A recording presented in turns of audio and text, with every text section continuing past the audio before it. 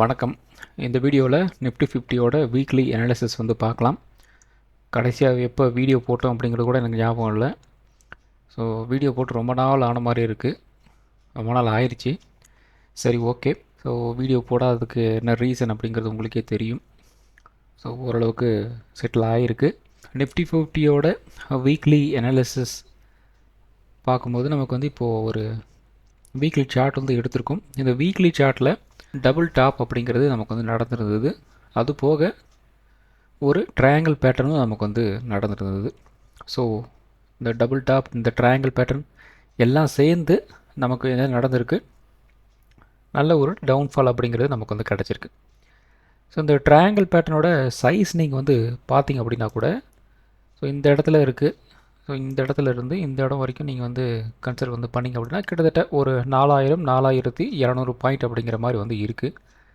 அதே மாதிரி இந்த இடத்துல இந்த ஹையிலேருந்து எந்த அளவுக்கு வந்து கீழே இறங்கியிருக்கு, கிட்டத்தட்ட பார்த்திங்க அப்படின்னா ஒரு 4200 4000 பாயிண்ட் வரைக்குமே வந்து கீழே வந்து இறங்கியிருக்கு.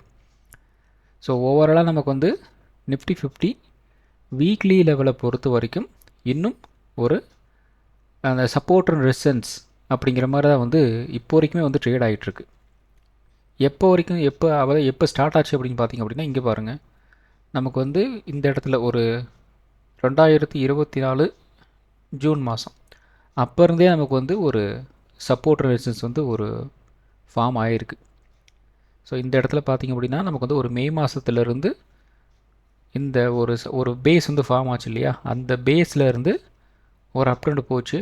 மறுபடியும் அகெயின் இந்த பேஸ்கிட்ட வந்து இந்த இடத்துல ஒரு சப்போர்ட் வந்து எடுத்துருக்குறாங்க. அகெயின் இந்த இடத்துல 2025 மார்ச் மாதத்துலேருந்து கொஞ்சமாக வந்து ஏற ஆரம்பிச்சிது. இந்த இடத்துல பார்த்திங்க அப்படின்னா இப்போது ஒரு 2026 ஜனவரி பிப்ரவரி நமக்கு ஒரு ஹையை டச் பண்ணிவிட்டு மறுபடியும் வந்து கீழே வந்து இறங்கியிருக்கிறாங்க.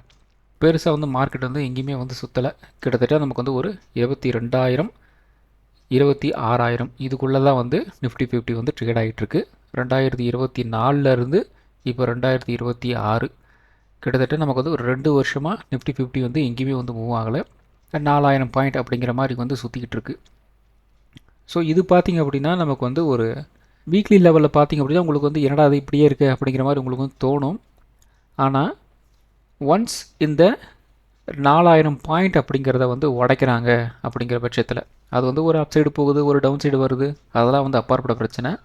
நமக்கு வந்து எந்த பக்கம் ஏதாவது ஒரு பக்கம் நமக்கு வந்து ஒரு பிரேக் அவுட் வந்து ஆகணும், ஒரு பிரேக் டவுன் வந்து ஆகணும். ஸோ அப்படி நமக்கு வந்து ஒரு விஷயம் வந்து நடக்குது அப்படின்னா ஒரு ஹையை கட் பண்ணிட்டு வந்து போகிறாங்க. அதாவது இந்த 26,000 26,400 இந்த லெவலில் வந்து கட் பண்ணுறாங்க அப்படின்னா ஒரு பயங்கரமான ஒரு ஹை அப்படிங்கிறது நாம் வந்து தாராளமாக வந்து எதிர்பார்க்கலாம். அதே மாதிரி இந்த இடத்துல இந்த லோ இந்த 22,000 வந்து இருக்குது இல்லையா, இந்த 22,000 வந்து கட் பண்ணுறாங்க அப்படின்னா பயங்கரமான ஒரு லோவையும் நாம் வந்து டெஸ்ட் வந்து பண்ணுவோம். ஸோ அதனால் வந்து இது வந்து ஒரு என்ன சொல்கிறது, ஒரு ஸ்டாக் ரிலேட்டடாக யாராவது வந்து இன்வெஸ்ட் பண்ணுறீங்க, ட்ரேட் எடுக்கிறீங்க அப்படிங்கிற மாதிரி இருக்குது, இல்லை ஒரு ஸ்விங் ட்ரேடிங்லாம் வந்து பண்ண போகிறீங்க அப்படிங்கிற மாதிரி இருந்துச்சு அப்படின்னா பயங்கரமான ஒரு மூவ் அப்படிங்கிறது வந்து நிஃப்டி 50ல் வந்து வெயிட்டிங். ஸோ பார்க்கலாம் அது எந்த அளவுக்கு வந்து மூவ் ஆக போகுது அப்படின்ட்டு. ஸோ ஃபைனலி நிஃப்டி 50 இந்த வீக் அந்த லாஸ்ட் வீக் பார்த்திங்க அப்படின்னா நமக்கு வந்து ஒரு சப்போர்ட் கிட்ட வந்து அகெயின் ஒரு சப்போர்ட் வந்து எடுத்துகிட்டு சின்னதாக ஒரு புல் பேக் அப்படிங்கிற மாதிரி வந்து ரிவர்சல் வந்து கிடச்சிருக்கு. ஸோ இந்த ரிவர்சல் அப்படிங்கிறது வந்து மறுபடியும் நமக்கு வந்து இந்த 26,000 அப்படிங்கிற ரேஞ்சை நோக்கி வந்து நகருமா அப்படின்னு கேட்டிங்க அப்படின்னா கொஞ்சம் வந்து டவுட்டாக வந்து இருக்குது. ஸோ அதுக்கு பார்த்திங்க அப்படின்னா நிறைய ரெஸ்ட்ரிக்ஷன்லாம் வந்து இருக்குது. ஏன்னா இப்போதைக்கு நமக்கு வந்து ஈரான் இஸ்ரேல் பிரச்சனை கூட, அமெரிக்கா பிரச்சனை, அதுக்கப்புறம் ஃபுல் அண்ட் ஃபுல் வந்து அந்த கல்ஃப் கண்ட்ரிஸ் எல்லாத்துமே வந்து ஒரு பிரச்சனை வந்து போயிட்டுருக்கு. ஸோ அது டைரெக்டாக நமக்கு வந்து மார்க்கெட்டில் வந்து அஃபெக்ட் ஆக போகுது. ஸோ அதன் காரணமாக தான் நமக்கு வந்து பார்த்திங்க அப்படின்னா பெருசாக ஒரு கிளாரிட்டி இல்லாமல் வந்து மார்க்கெட் வந்து சுற்றிக்கிட்டு இருக்குது. ஒரு பேஸ் மாதிரி வந்து மார்க்கெட் வந்து ஃபார்ம் பண்ணிக்கிட்டு இருக்காங்க. அதாவது ஒரு ரெசிஸ்டன்ஸு ஒரு சப்போர்ட் அப்படிங்கிற மாதிரி வந்து இந்த ஒரு பேஸ் மாதிரி வந்து ஃபார்ம் பண்ணிக்கிட்டு இருக்காங்க. ஒன்ஸ் இந்த பேஸ் உடைக்கிற வரைக்கும் மார்க்கெட் வந்து இப்படி தான் வந்து இருக்கும். ஸோ இங்கேருந்து ஒரு 2,000-3,000 பாயிண்ட் மேலே போகும், மறுபடியும் ஒரு 2,000-3,000 பாயிண்ட் வந்து கீழே இறங்கும். அப்படி தான் வந்து இப்போதைக்கு வந்து இருக்கும். ஸோ இந்த பேஸ் வந்து அப் ட்ரெண்டோ ஒரு டவுன் ட்ரெண்டோ எப்போ வந்து உடைக்கிறாங்களோ அதுக்கேற்ற மாதிரி ரியாக்ஷன் வந்து மார்க்கெட்டில் வந்து கிடைக்கும். அப்படி கிடைச்சிது அப்படின்னா மிகப்பெரிய லெவலில் நமக்கு வந்து ஒரு பொசிஷனலாகவும் வந்து ஒரு ஆப்பர்ச்சுனிட்டி வந்து கிடைக்கும். இன்ட்ராடேலையும் பயங்கரமான ஒரு ஆப்பர்ச்சுனிட்டி அப்படிங்கிறது வந்து உங்களுக்கு வந்து கிடைக்கும். இப்போ ஒரு லாஸ்ட்டு 2 இயராக வந்த அளவுக்கு வந்து இன்ட்ராடே ட்ரேடிங் பொறுத்த வரைக்கும் அந்த அளவுக்கெல்லாம் ஒரு ஆப்பர்ச்சுனிட்டி அப்படிங்கிறது உங்களுக்கு வந்து இல்லை. இது குறிப்பிட்ட லெவல் தான், அதுக்குள்ளே தான் நம்ம வந்து ட்ரேட் எடுத்துகிட்டு இருக்கிற மாதிரி வந்து இருந்தது. பட் ஒன்ஸ் இந்த சப்போர்ட் ரெசிஸ்டன்ஸ் இருக்குது இல்லையா, இந்த 26,000 இந்த 22,000 இதை உடச்சாங்க அப்படின்னா கன்ஃபார்மாக வந்து இன்ட்ராடேல நல்ல ஒரு ஆப்பர்ச்சுனிட்டி நமக்கு வந்து கிடைக்கும். ஸோ வெயிட் பண்ணி வந்து பார்க்கலாம். ஸோ அடுத்ததும் பார்த்திங்க அப்படின்னா நிஃப்டி 50யோட வீக்லி சார்ட்டை தான் வந்து எடுத்திருக்கோம். ஸோ இந்த வீக்லி சார்ட்டில் நமக்கு வந்து ப்ரைஸ் இந்த இடத்துல ஒரு சப்போர்ட் மாதிரி வந்து இருந்தது. இந்த இடத்துல பாருங்கள் ஒரு ரெசிஸ்டன்ஸ் வந்து இருந்தது. அதுக்கப்புறம் இது வந்து ஒரு பிரேக் அவுட் அண்ட் ரீடெஸ்ட் அப்படிங்கிற மாதிரி வந்து எடுத்து மறுபடியும் வந்து ஒரு அப்ட்ரெண்ட் அப்படிங்கிற மாதிரி வந்து போயிருந்தது. ஆனால் இந்த தடவை என்ன நடந்திருக்கு அப்படின்னா இந்த இடத்துல வந்து ஒரு சப்போர்ட் அப்படிங்கிறது வந்து எடுக்கலை. இந்த சப்போர்ட் இந்த இடத்துல வந்து எடுத்துகிட்டு இப்படி வந்து போயிருந்துச்சு அப்படின்னா பரவாயில்ல, ஒரு நல்ல மூவ் அப்படிங்கிறது நமக்கு வந்து கிடச்சிருக்கும், ஒரு பாசிட்டிவான மூவ் அப்படிங்கிற மாதிரி நம்ம வந்து எடுத்துருக்கலாம். ஆனால் வந்து மார்க்கெட் அப்படி வந்து போகலை. மாறாக வந்து என்ன நடந்திருக்கு அப்படின்னா இந்த லோவையும் கட் பண்ணிட்டு வந்து மறுபடியும் வந்து கீழே வந்திருக்கிறாங்க. ஸோ இந்த இடத்துல பார்த்தீங்கன்னா நமக்கு வந்து இன்னொரு சப்போர்ட் இருக்குது, அந்த சப்போர்ட்டை நோக்கி வந்து மார்க்கெட் வந்து நகர்ந்துருக்கு. ஸோ இந்த இடத்துல நம்ம வந்து பார்க்க வேண்டியது என்ன அப்படின்னா இந்த மூவ், அதாவது இந்த இடத்துல வந்து நமக்கு வந்து ஒரு சப்போர்ட் எடுத்துகிட்டு ஒரு ட்ரெண்ட் ரிவர்சல் அப்படிங்கிறது நடந்திருக்கு இல்லையா, அது வந்து கண்டினியூ ஆகுமா அப்படின்னு கேட்டிங்க அப்படின்னா கொஞ்சம் வந்து கஷ்டம் அப்படிங்கிற மாதிரி தான் வந்து இப்போதைக்கு வந்து தோணுது. ஏன் அப்படின்னா இந்த இடத்துல வந்து ஒரு ரெசிஸ்டன்ஸ் வந்து இருந்தது, அந்த ரெசிஸ்டன்ஸை ஒரு பிரேக் அவுட் அண்ட் ரீடெஸ்ட் அப்படிங்கிற மாதிரி நடந்து வந்து போயிருக்கு.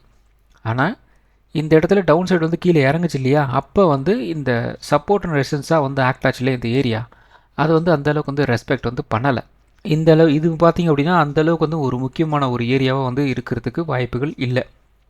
அப்போ இந்த வாய்ப்புகள் இல்லை அப்படின்னா என்ன நடக்கலாம் அப்படின்னா இந்த இடத்துல ரிஜெக்ஷன் அப்படிங்கிறது வந்து அதிகமாக நடக்கிறதுக்கு வாய்ப்புகள் இருக்குது அப்படிங்கிறத மாதிரி வந்து தோணுது.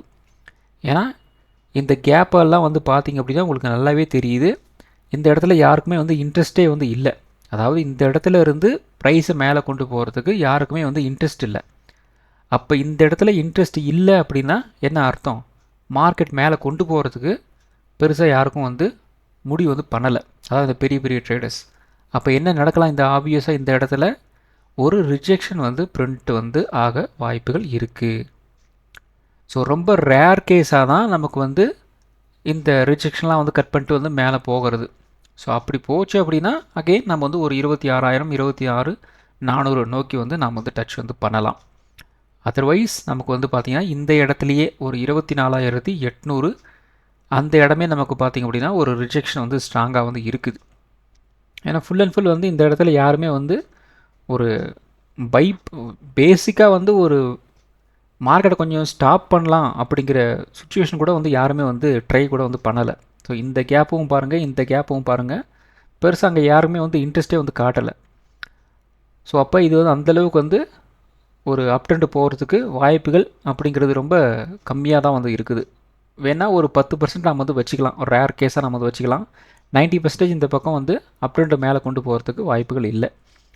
ஸோ இப்போது அதாவது நமக்கு வந்து பார்த்திங்கன்னா ஒரு வீக்லி டைம் ஃப்ரேமில் முக்கியமான ஒரு ஜங்ஷன் எங்கே இருக்கும் அப்படின்னு பார்த்திங்க அப்படின்னா 24,300 ஒரு 24,400 இந்த ஏரியா நமக்கு வந்து ஒரு முக்கியமான ஒரு ஜங்ஷனாக வந்து இருக்கும். ப்ளஸ் இன்னும் கொஞ்சம் நம்ம வந்து ஒரு பஃபர் பாயிண்ட்ஸாக வந்து வச்சுக்கிட்டோம் அப்படின்னா ஒரு 24,800 வரைக்கும் கூட நம்ம வந்து வச்சுக்கலாம் பஃபர் பாயிண்ட்டுக்காக. ஏன்னா நம்ம வந்து அந்த இடத்துல இருந்து கொஞ்சம் வந்து மேலே கொண்டு போயிட்டு என்ன பண்ணுவாங்க, நம்மளை வந்து ட்ராப் பண்ணுறதுக்காக சில வேலைகள்லாம் வந்து செய்வாங்க. அதுவும் இல்லாமல் இது வந்து ஹையர் டைம் ஃப்ரேம் இல்லையா, அப்போ அந்த ரேஞ்ச் வரைக்கும் வந்து கொண்டு போகிறதுக்கு வந்து ட்ரை பண்ணுவாங்க. அப்போது அதனால் நம்ம என்ன பண்ணலாம் அப்படின்னா ஒரு 24,300 ஒரு 24,800 வரைக்குமே நம்ம வந்து கொஞ்சம் அலர்ட்டாக வந்து இருக்கணும். ஸோ அந்த இடத்துல ஏதாவது ஒரு ரிஜெக்ஷன் வந்து பிரிண்ட் பண்ணுறாங்க அப்படின்னா மார்க்கெட் என்ன நடக்கலாம், இந்த இடத்துல இருந்து அகெயின் இப்போது ரீசெண்டாக ஒரு லோ வந்து பிரிண்ட் ஆச்சு இல்லையா, அந்த லோவை நான் வந்து மறுபடியும் வந்து ஒரு ரீவிசிட் வந்து பண்ணுவோம். ஸோ அப்படி பண்ணோம் அப்படின்னா மறுபடியும் நம்ம வந்து ஒரு 22,000 நோக்கி வந்து மார்க்கெட் வந்து நகரும். இது வந்து ஒரு இம்மீடியட்டாக நமக்கு வந்து இருக்கிற சினாரியோ. ஸோ இப்போ பார்த்திங்க அப்படின்னா 23,800 அதுவே வந்து ஒரு ரெசன்ஸ் தான்.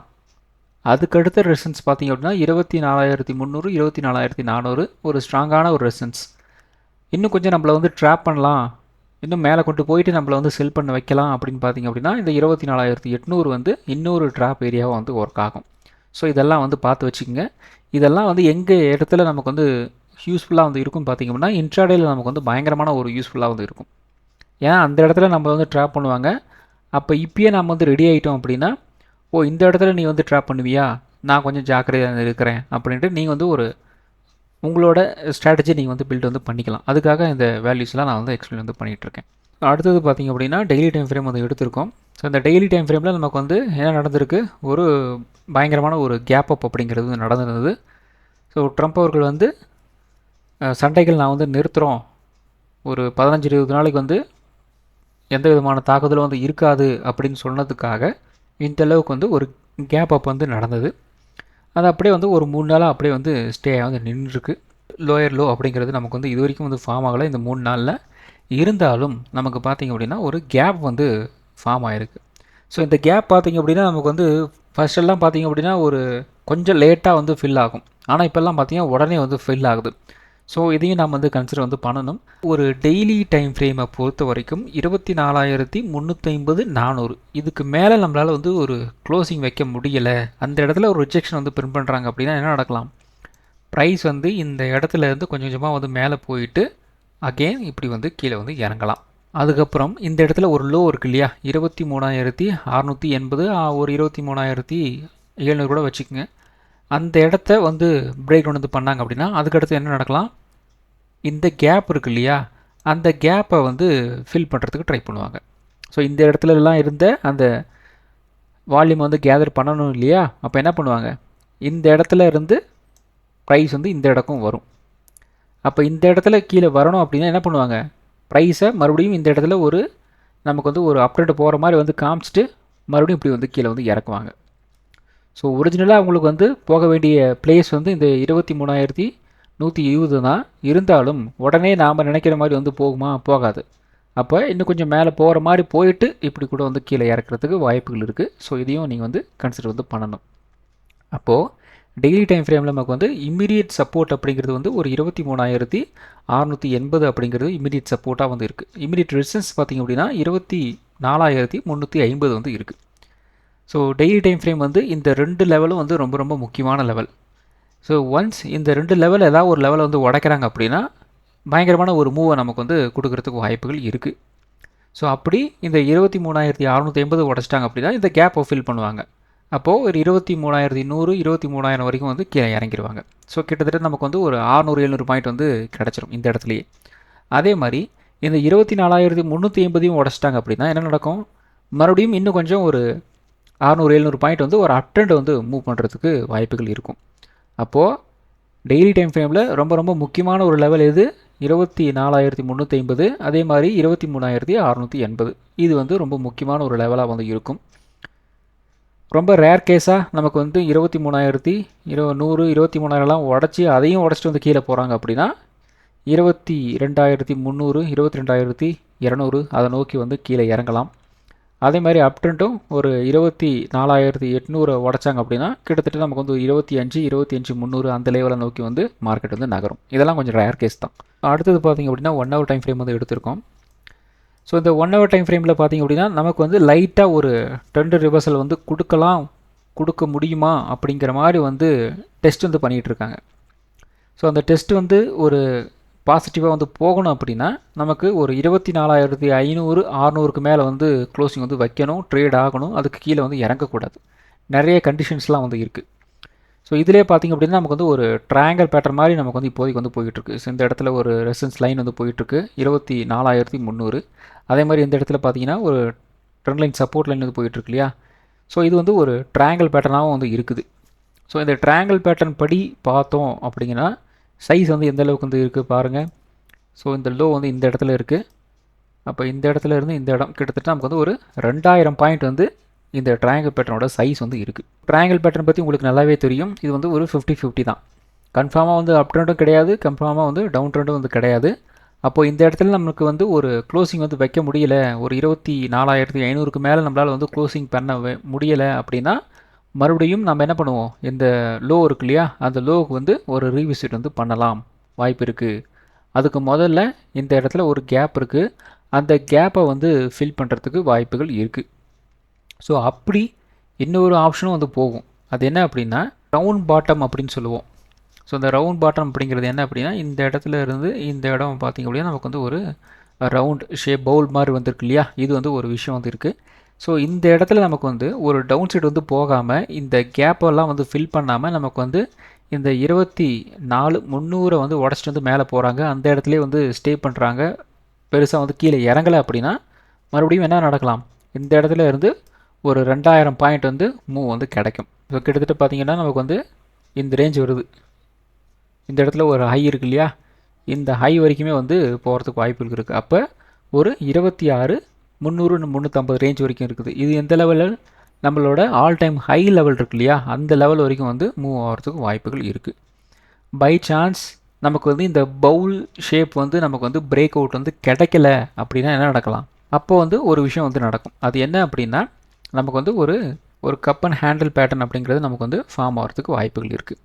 ஏன் அப்படி சொல்கிறேன் அப்படின்னா இந்த இடத்துல வந்து கேப் இருக்கு இல்லையா, அந்த கேப்பை ஃபில் பண்ணுறதுக்காண்டி இப்படி வந்து கொஞ்சம் கீழே இறங்கிட்டு மறுபடியும் இப்படி வந்து மேலே ஏறுவாங்க. அப்போது இந்த இடத்துல என்ன நடக்குது, ஏற்கனவே இந்த இடத்துல நமக்கு வந்து ஒரு கப்பு மாதிரி ஒரு பேட்டர்ன் நமக்கு வந்து ஃபார்ம் ஆகிருக்கு.